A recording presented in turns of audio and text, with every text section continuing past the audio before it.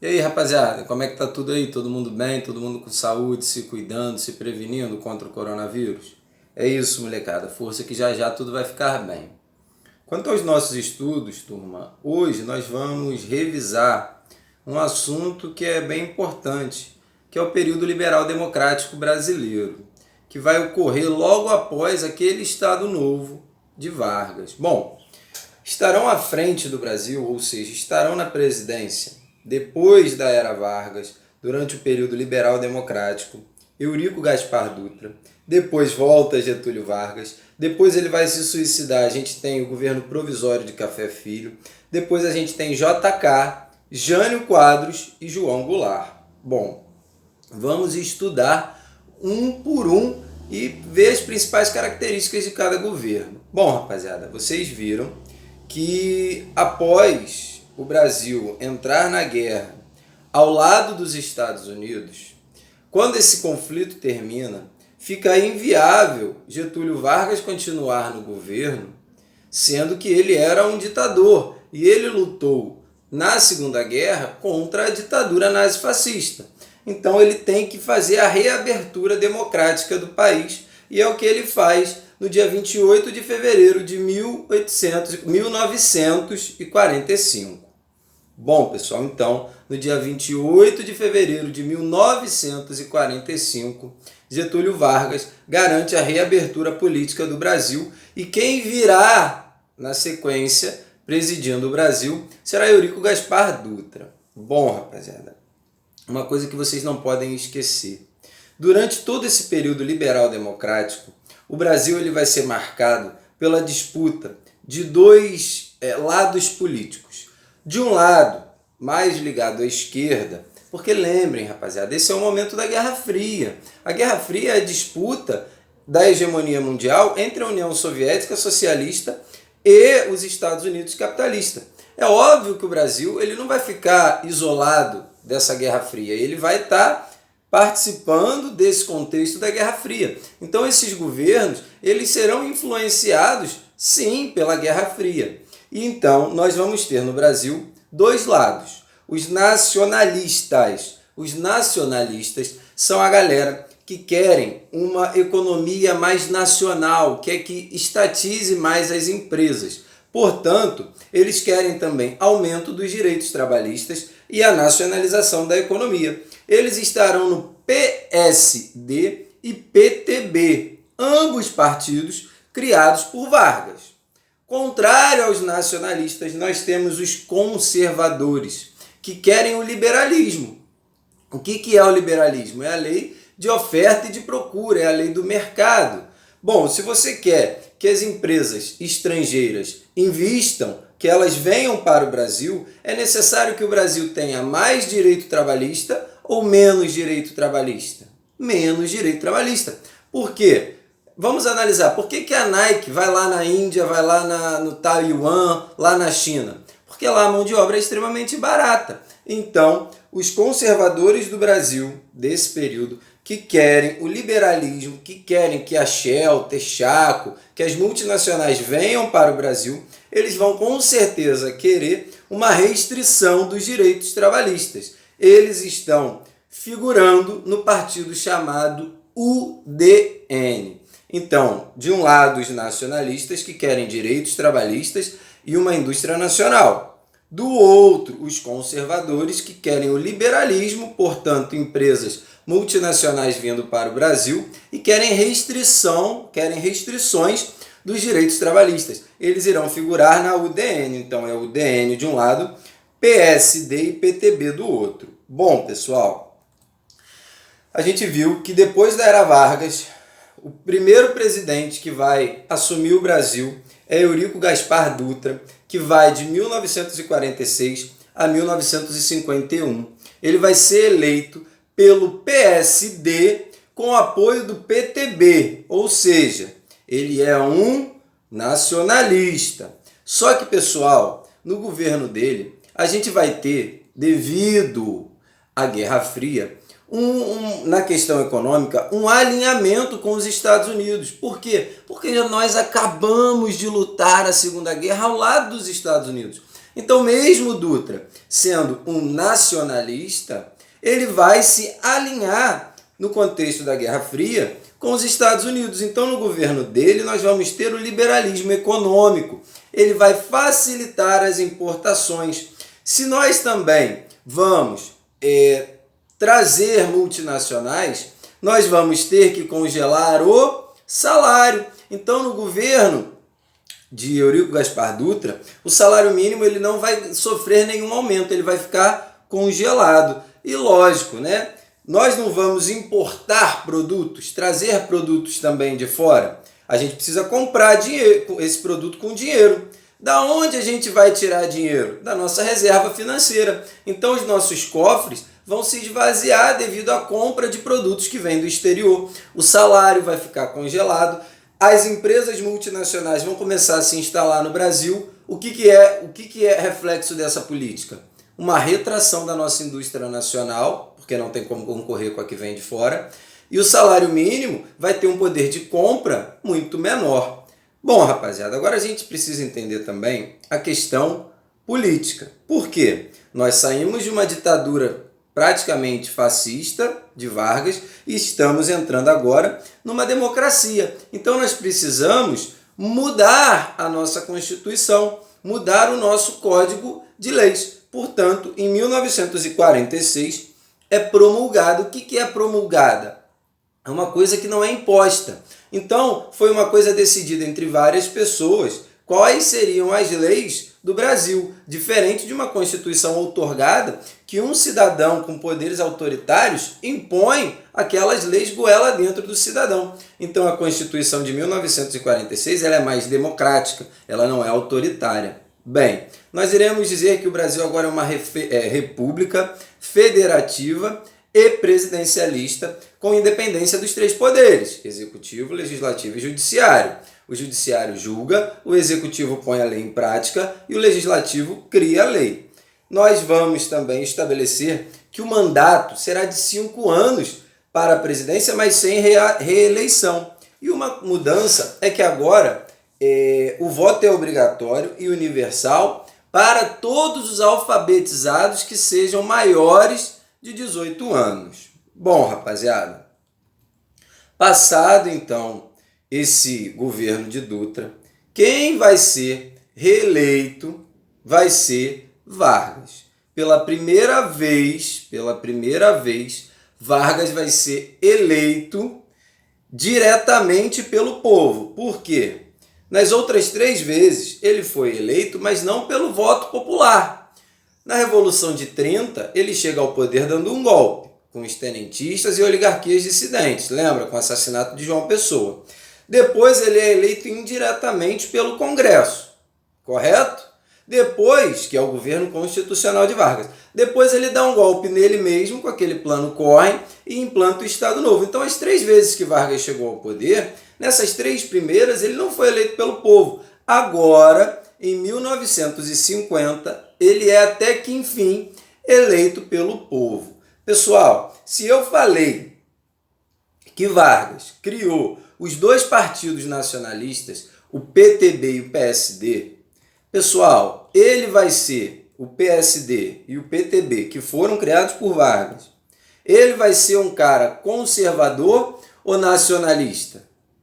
Nacionalista. Pessoal, então, ele vai desenvolver no seu governo uma indústria nacional. Vai ser nesse governo de Vargas, de 50 e 54, que ele vai descobrir uma riqueza no nosso subsolo. Portanto, no segundo governo Vargas, né, porque o primeiro é aquele lá atrás, esse segundo governo Vargas, que ele é eleito democraticamente, o Brasil vai descobrir a riqueza que é o petróleo.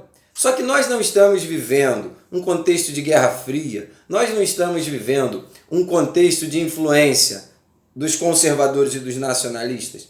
Então, a partir do momento que se descobre o petróleo, fica uma briga absurda entre os nacionalistas e os conservadores para decidirem como será explorado o nosso petróleo.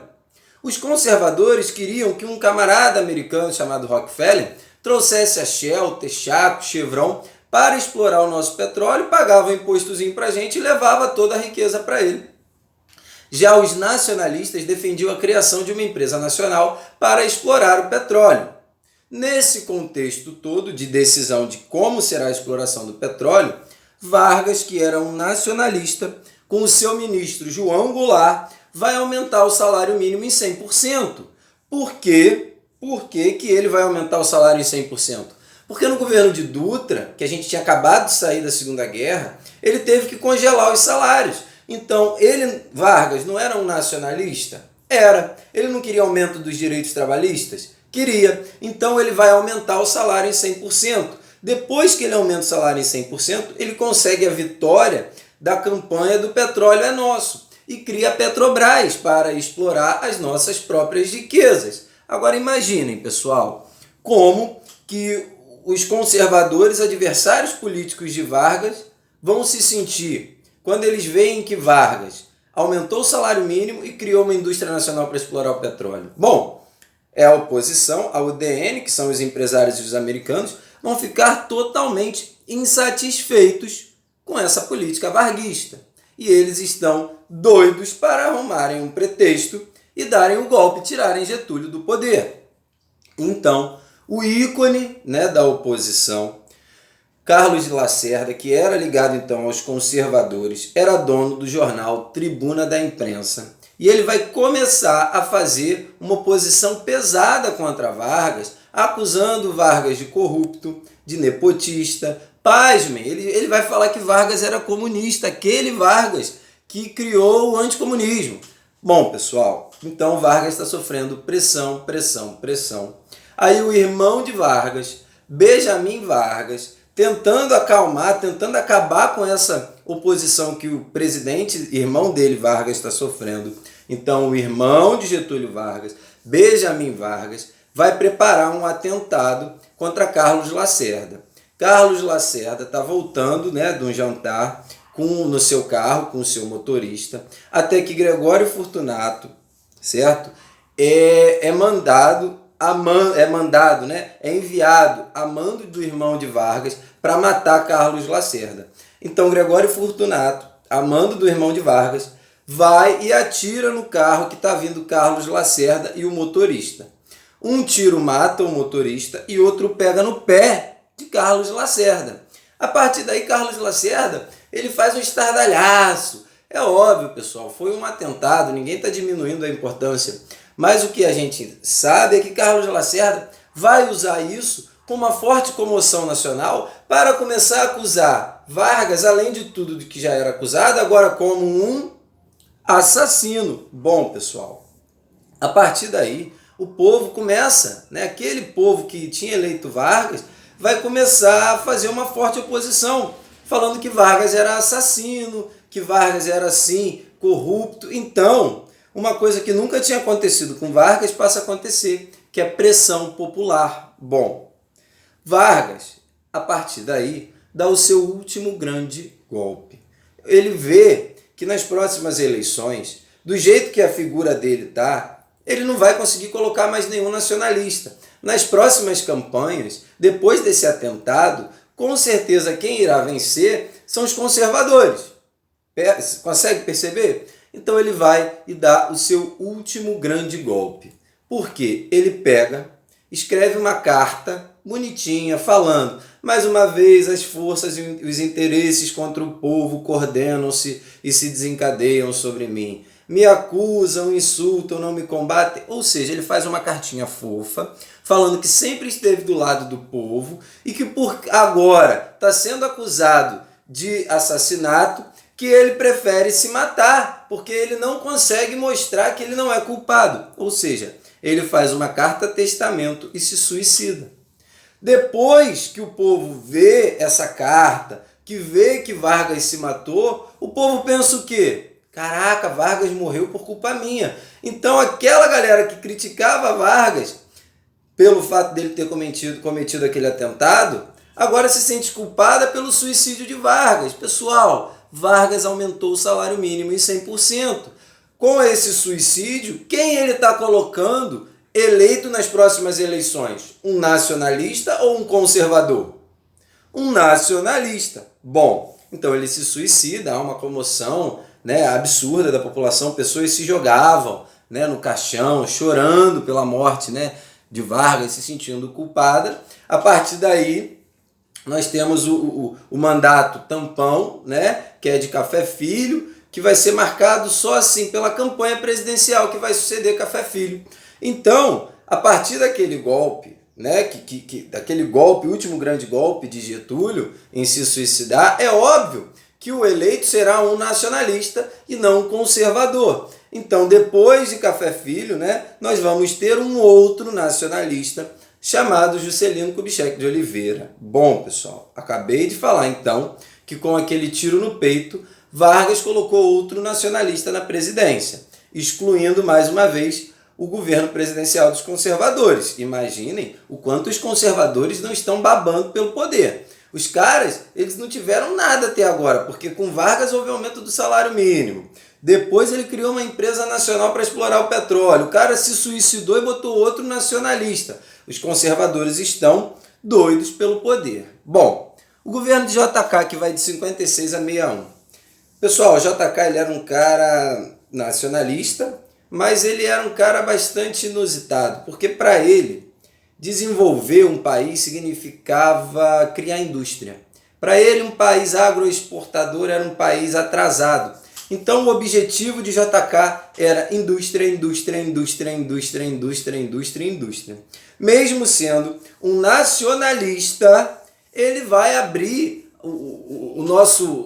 a nossa economia para multinacionais, porque para ele não adiantava. O que vale para o Brasil progredir é você ter indústria. Então, o período do governo JK é marcado pelo nacional desenvolvimentismo, que significa, então, industrializar o Brasil a qualquer custo.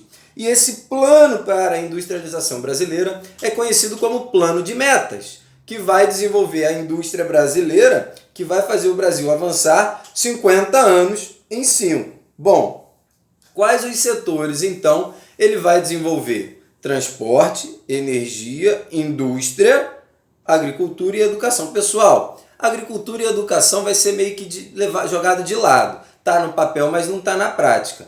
Bom, nós não vamos desenvolver então a indústria brasileira?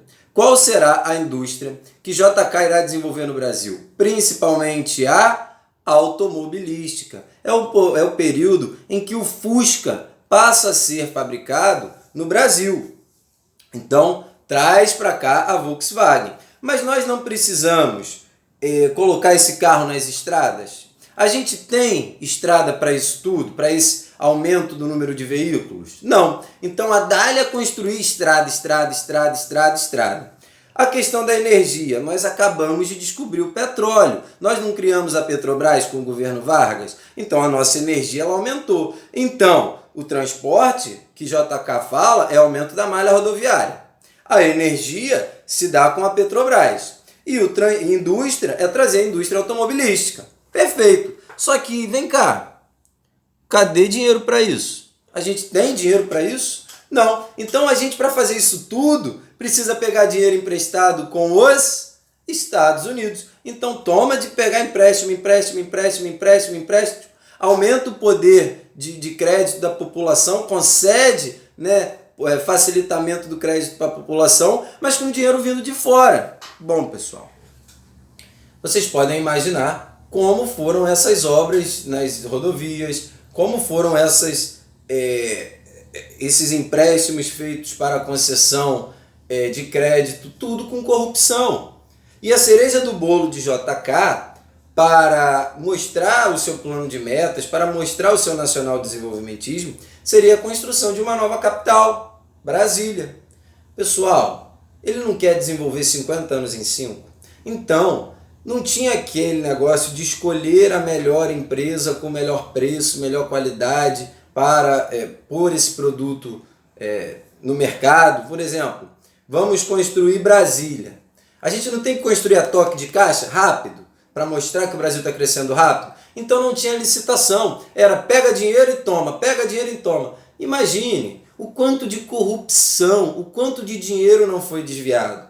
Então, começa uma questão muito grande, porque pegou-se dinheiro emprestado e uma hora os bancos chegaram para JK e perguntaram, tá, como é que você vai pagar essa dívida que você tem com a gente?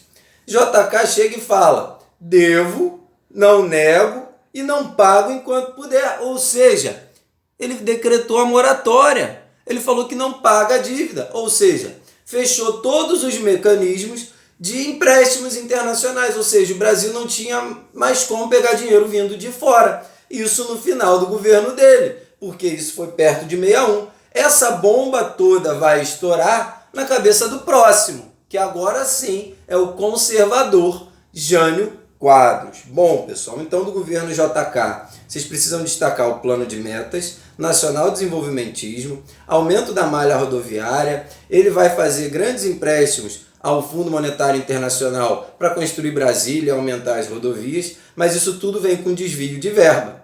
Óbvio, se ele era um nacionalista e isso tudo aconteceu no governo dele, é óbvio que esses escândalos de corrupção seriam utilizados como bandeira de campanha política pelos conservadores.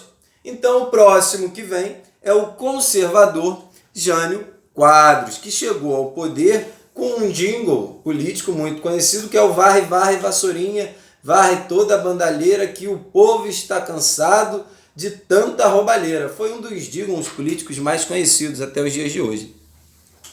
Pessoal, o governo de Jânio Quadros é bastante interessante vocês entenderem que ele era um cara totalmente populista, tá? Populismo, rapaziada, não é de esquerda ou de direita, não. Populismo pode ser tanto de um quanto de outro.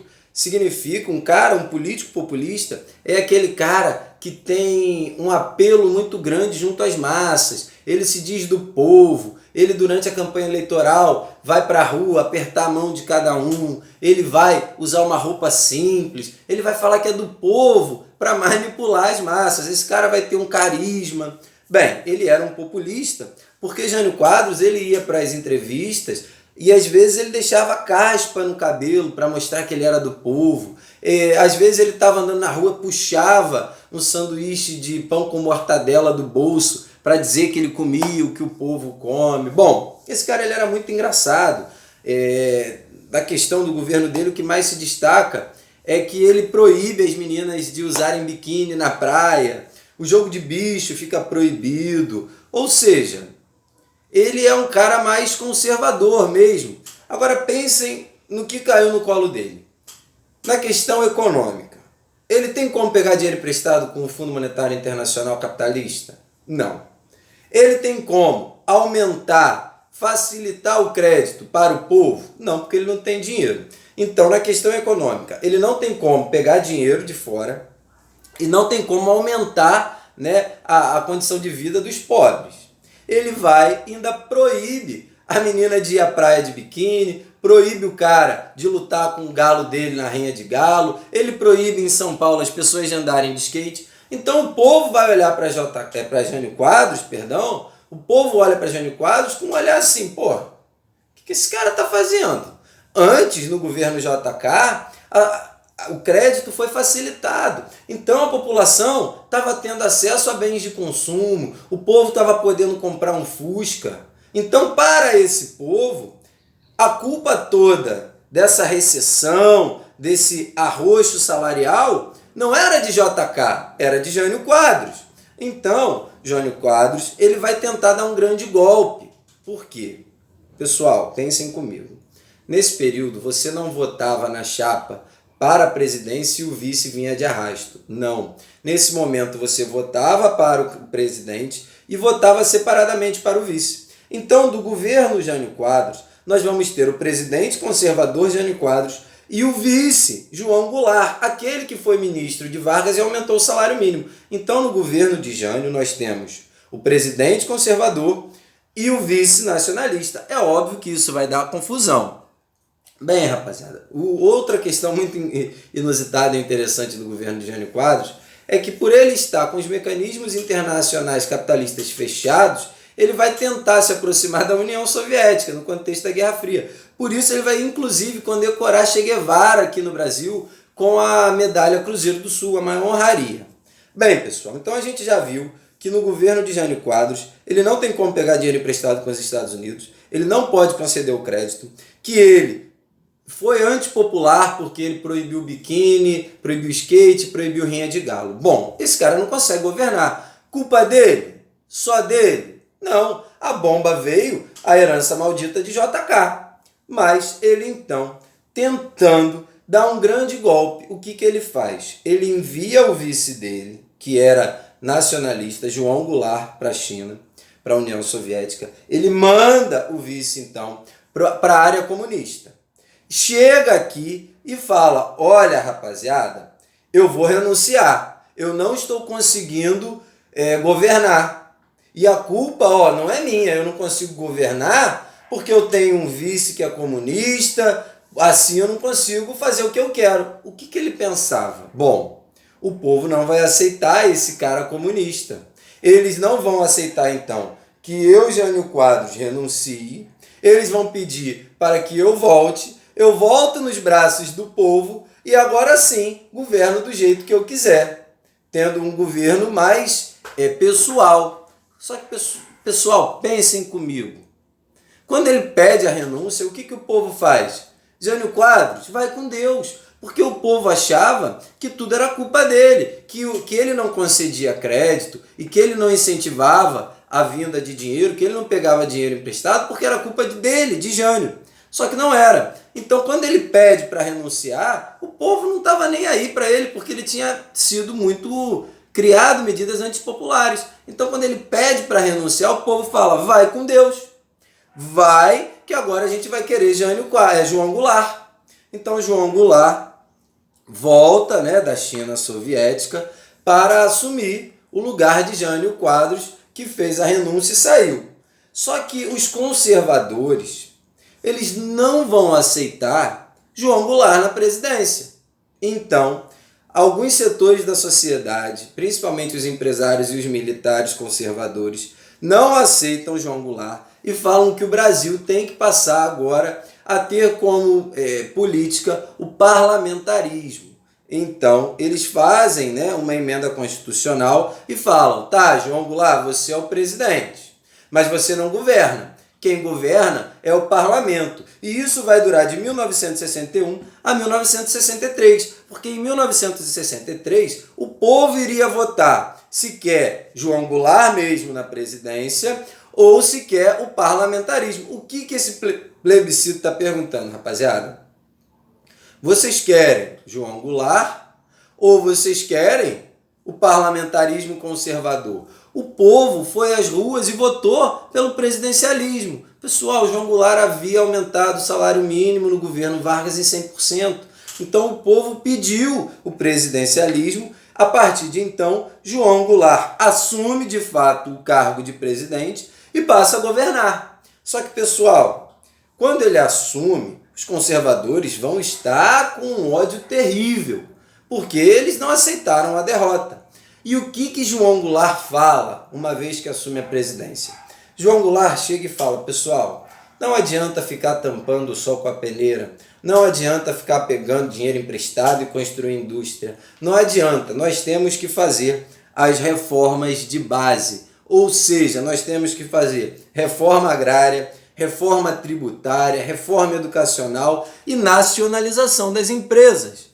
Isso tudo que ele propôs nas reformas de base vai de choque, vai de encontro aos objetivos dos conservadores. Os conservadores que já estavam babando, os militares que já tentaram dar um golpe lá atrás, após o suicídio de Vargas durante o governo Café Filho, os conservadores que acabaram de perder um plebiscito para Jango, eles vão aceitar reforma agrária, imposto progressivo, eles vão aceitar empresas nacionais? É óbvio que não. Então eles vão pressionar, até que esses conservadores, empresários, oficiais militares e a igreja, fazendo essa forte oposição ao governo de João Goulart, que queria essas reformas de base, vão pôr em prática a Marcha da Família com Deus pela Liberdade. Uma marcha, então, conservadora, ligada à elite, e que falavam que, na verdade, isso que João Goulart estava propondo era implantar o comunismo no Brasil. Pessoal, reforma agrária e comunismo não necessariamente estão ligados. Você pode querer a reforma agrária e não ser um comunista. João Goulart, ele tinha ligações com o comunismo, mas ele não queria implantar o comunismo no Brasil. Ele queria, sim, a divisão de terras, imposto progressivo, porque raciocinem comigo. Eu pago o imposto num quilo de arroz da mesma maneira que um milionário. Então, eu pago, suponhamos, o quilo de arroz é R$5. R$3 eu pago de imposto. E eu ganho um salário muito mais baixo que o Eike Batista, que paga o mesmo imposto nesse arroz que eu.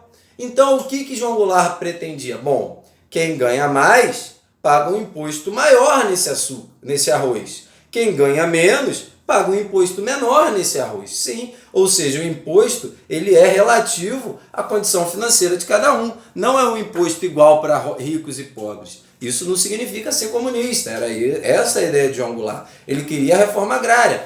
Terras que são improdutivas, terras que estão largadas, que sejam divididas para quem quer usar e que a partir desse usufruto da terra você consiga produzir, você consiga girar a economia. Bem, essa era a ideia de João Goulart, nessas reformas de base que vão ser caracterizadas pelos conservadores, empresários e militares como a implementação do comunismo no Brasil.